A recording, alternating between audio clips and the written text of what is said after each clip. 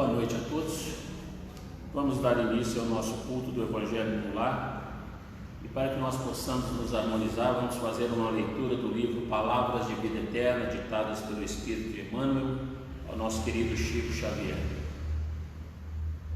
Asseio verbal. Não saia da vossa boca nenhuma palavra torpe, mas só que for boa para promover a edificação. Paulo, Efésios 4:29. Quanto mais se adianta a civilização, mais se amplia o culto à higiene. Reservatórios são tratados, salvaguardando-se o asseio das águas. Mercados sofrem fiscalização rigorosa com vistas à pureza das substâncias alimentícias. Laboratórios são continuamente revistos, a fim de que não surjam medicamentos deteriorados. Instalações sanitárias recebem diariamente cuidadosa asepsia. Será que não devemos exercer cautela e diligência para evitar a palavra torpe, capaz de situar-nos em perturbação e ruína moral? Nossa conversação, sem que percebamos, age por nós em todos aqueles que nos escutam. Nossas frases são agentes de propaganda dos sentimentos que nos caracterizam o modo de ser. Se respeitáveis, trazem-nos a atenção de criaturas respeitáveis. Se menos dignas, carreiam em nossa direção o interesse dos que se fazem menos dignos. Se indisciplinadas, nos sintonizam com representantes da indisciplina. Se azedas, afinam-nos de imediato com os campeões do azedume. Controlemos o verbo, para que não venhamos a libertar essa ou aquela palavra torpe. Por muito esmerada nos seja a educação, a expressão repulsiva articulada por nossa língua é sempre uma brecha perigosa e infeliz, pela qual perigo e infelicidade nos ameaçam com desequilíbrio e perversão. Então vamos elevar os nossos pensamentos a Deus, nosso Pai, a Jesus, nosso guia e modelo, rogando ainda a assistência da espiritualidade amiga que nos envolve, nos intui, nos assiste nesse instante, dirigente dos trabalhos desta casa, a fim de que possamos receber a luz, a serenidade, o equilíbrio, a harmonia necessárias para a prática desse culto no lar. Rogamos ainda a nossa Mãe Santíssima possa ir de encontro a todos os nossos irmãos que partiram deste plano pela porta do suicídio, possa levar as nossas vibrações de amor, de carinho, de respeito, e que eles possam se soerguer das mazelas praticadas no passado e em breve possam estar no nosso seio novamente. Te rogamos e te agradecemos ainda, Pai, pelo alimento, pela água, pelo agasalho, pelo teto no decorrer da semana que se findou. Te agradecemos pela nossa saúde, pelo nosso trabalho, pelos nossos entes queridos, encarnados e desencarnados, onde quer que se encontrem. Que a mesma luz que rogamos para nós recaia sobre cada um deles nesse instante. E assim, te rogamos ainda igualmente por todos os nossos amigos e ainda por aqueles que se julgam nossos inimigos, que eles possam nos perdoar as faltas cometidas para com eles, de igual forma procedamos em relação a eles. Assim, Pai, imensamente agradecidos por tudo que temos e por tudo que somos, na certeza de que não nos permita jamais pensar em desistir, seja por que motivo for. Com a oração que o Senhor nos ensinou, pedimos permissão para iniciar a prática deste Evangelho. Pai nosso que estais no céu, santificado seja o vosso nome, venha a nós o vosso reino, seja feita a vossa vontade, assim na terra como ela é feita no céu. O pão nosso de cada dia nos dai hoje. Perdoai as nossas ofensas na medida em que perdoarmos os nossos ofensores. E não nos deixeis entregue às tentações, mas livra-nos de todos os males, hoje, agora e sempre. Do Evangelho segundo o Espiritismo, para a nossa reflexão na noite de hoje, capítulo 24, não pôr a candeia debaixo do alqueire. Os sãos não precisam de médico. E aconteceu que, estando Jesus assentado à mesa numa casa, eis que, vindo muitos publicanos e pecadores, se assentaram a comer com ele e com os seus discípulos. E vendo isto, os fariseus diziam aos seus discípulos: por que come vosso mestre com os publicanos e pecadores? Mas ouvindo-os, Jesus disse: os sãos não têm necessidade de médico, mas sim os enfermos. Mateus 9, 10, 12. Jesus dirigia-se sobretudo aos pobres e aos deserdados, porque são eles os que mais necessitam de consolação, e aos cegos, humildes e de boa fé, porque pedem que lhes dê a vista, e não dos orgulhosos, porque eles creem possuir toda a luz e não precisar de nada. Estas palavras, como tantas outras, aplicam-se ao Espiritismo. Às vezes, admira-se de que a mediunidade seja concedida a pessoas indignas e por isso mesmo capazes de a empregarem mal. Parece costumar-se dizer que uma faculdade tão preciosa deveria ser atributo exclusivo de pessoas de maior merecimento.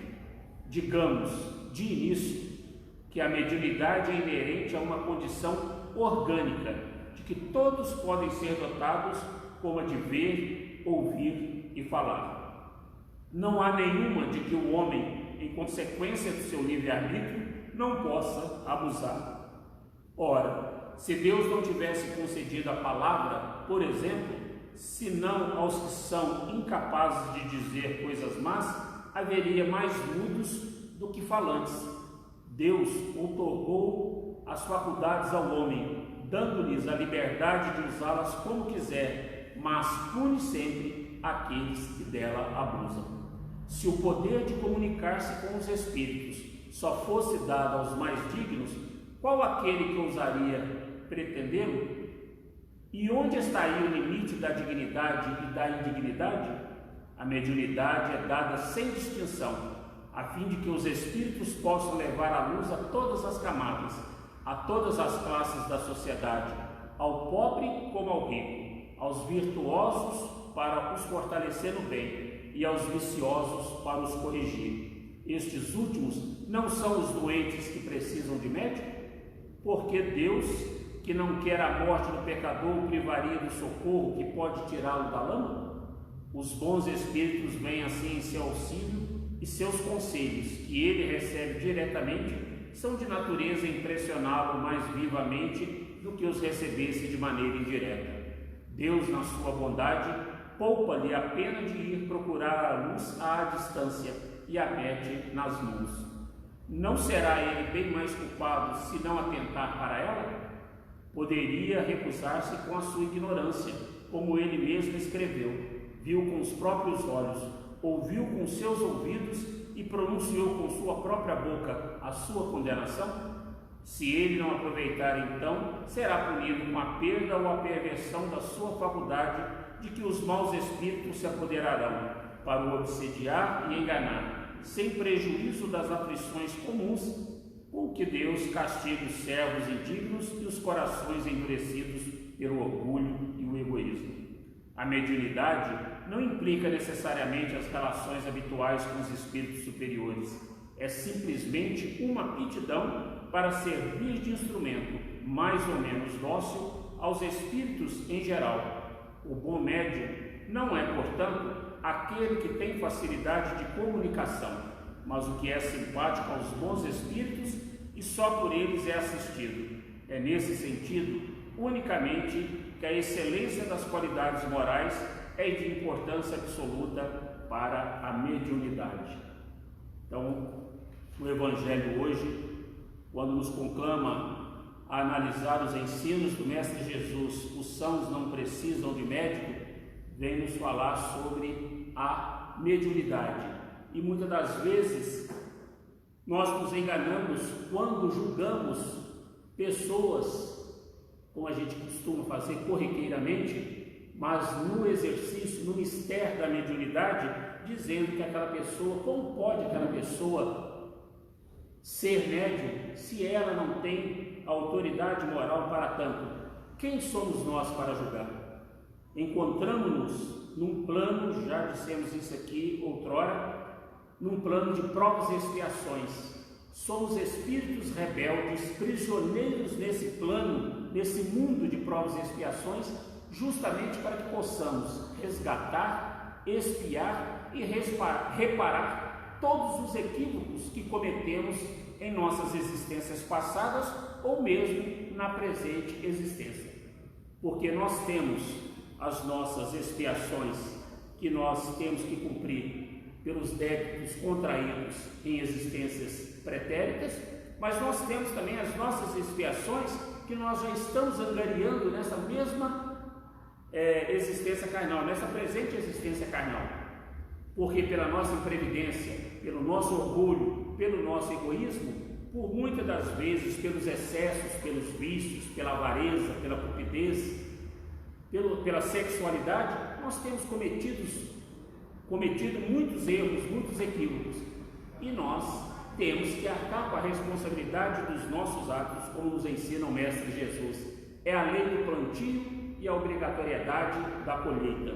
Então, quando se deparamos com tantos médios que nós porventura viemos a julgar serem indignos desta faculdade, devemos lembrar que são os doentes que necessitam de médicos.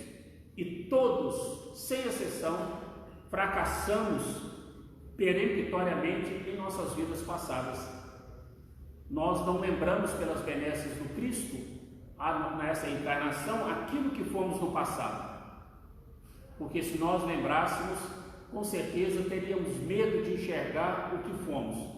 Nós estamos na melhor e atual existência nossa, com o que nós temos de melhor. Então, se assim nós pensarmos e analisarmos e verificarmos que os nossos pensamentos ainda são de maledicência, que os nossos pensamentos ainda são de vingança, são de ódio, de rancor e de mágoa, veremos que nós necessitamos, tanto quanto os médiuns, de melhorarmos a nossa saúde, principalmente a nossa saúde espiritual. Então, jamais devemos julgar os médiuns em qualquer que seja a situação, porque eles, como nos ensina Kardec no livro dos médiuns, principalmente na questão 159 do livro dos médiuns, quando ele nos dita quem são os médiuns, e ele lá define que todos nós somos médiuns, mas que somente é considerado médium ostensivo aquele que produz o fenômeno.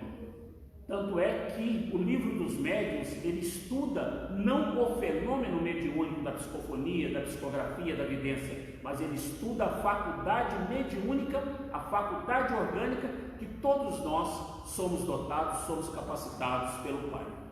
Então nós temos que simplesmente observar de que forma nós estamos colocando esta nossa faculdade mediúnica em proveito nosso e da espiritualidade, para que os nossos irmãos do plano espiritual tenham a oportunidade de vir ditar mensagens, seja de cunho sério e instrutivo para nós, ou mesmo aquelas mensagens grosseiras, frívolas, que são ditados por espíritos ainda inferiores, por espíritos ainda zombeteiros, levianos, que necessitam das nossas orações, que necessitam das nossas preces, para que eles possam se desprender de tudo aquilo que ainda nos prende à matéria, para que eles possam estar ditando esse tipo de mensagem. Então, muitas das vezes, quando o médium se depara com essas mensagens mediúnicas vindos da erraticidade por esses irmãos que se comprazem com a vingança, com o ódio, com a mágoa, com os ressentimentos, e no diálogo fraterno que tratamos com eles, é isso que nós devemos fazer: acolhê-los, consolá-los, esclarecê-los e orientá-los segundo os ensinamentos do Cristo, para que eles possam, através do seu livre-arbítrio, decidir aquilo que querem para as suas vidas, seja no plano espiritual, seja quando reencarnarem. Da mesma forma que nós outros, todos nós aqui no plano da carne, temos o nosso livre-arbítrio de plantar aquilo que quisermos plantar, mas a colheita será obrigatória. Se nós plantamos somente benevolência, indulgência, perdão, o cultivo das virtudes que Deus espera de nós, nós estaremos atraindo para junto de nós espíritos que se comprazem com esse mesmo viés, com esse mesmo pensamento e com esses mesmos sentimentos. Então, que nós possamos ser solo fértil para que esses irmãos nossos do plano espiritual venham fazer morada junto de nós. Esses espíritos já desprendidos da matéria, esses espíritos superiores, porque eles esperam de nós é o nosso aprimoramento, é que nós possamos continuar galgando degrau a degrau essa escada evolutiva de Jacó que a todos nós está reservada. Então, que todos os médiuns que se encontram no plano da carne possam continuar travando as suas batalhas, os seus embates no dia a dia, mas que procurem melhorar-se cada vez mais, fazendo a reforma íntima, a reforma moral necessária para o nosso aprimoramento moral, porque só há uma possibilidade de nós podermos esclarecer e orientar esses irmãos ainda que se comprazem com esse tipo de sentimento de ódio, de vingança, é através da nossa autoridade moral. Claro que no plano de provas e expiações em que estamos vivendo, todos nós temos os nossos equívocos, todos nós falhamos, não existe um ser perfeito na face da terra.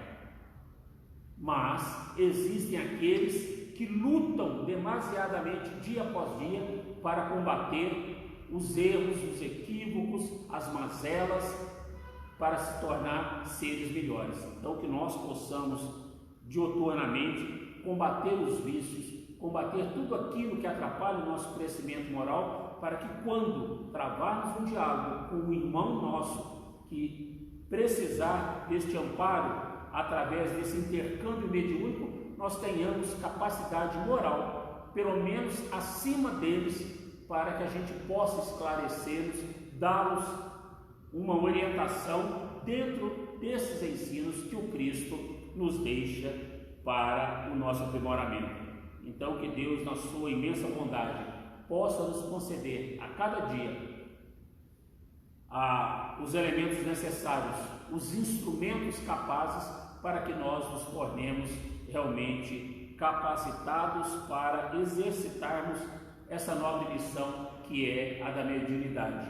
Se nós não temos como exercitá-la através da realização dos fenômenos, temos condições de praticar a mediunidade com Jesus, como praticou Irmã Dulce, como praticou Cáritas, como praticou Madre Teresa de Calcutá, como praticou tantos baluartes do cristianismo redivivo e que nós temos exemplos: Lázaro, Santo Agostinho, o próprio Paulo de Tarso, Dom Helder Câmara, Betinho. Então, tantos foram aqueles que estiveram aqui no nosso seio, que conviveram conosco e nos serviram de exemplos da prática da verdadeira caridade.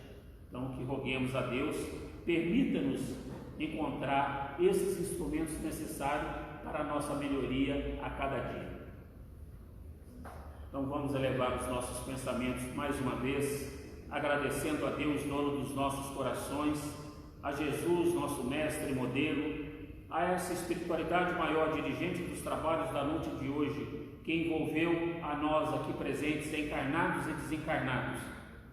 Mais uma vez, gratidão, Pai, por essa oportunidade bendita do aprendizado, que possamos colocar em prática todos os vossos ensinamentos, que possamos, como Ti, ser um só em vista do Pai, que possamos refletir no nosso dia a dia as virtudes que Deus espera de cada um de nós em torno do nosso aprimoramento moral, intelectual e espiritual.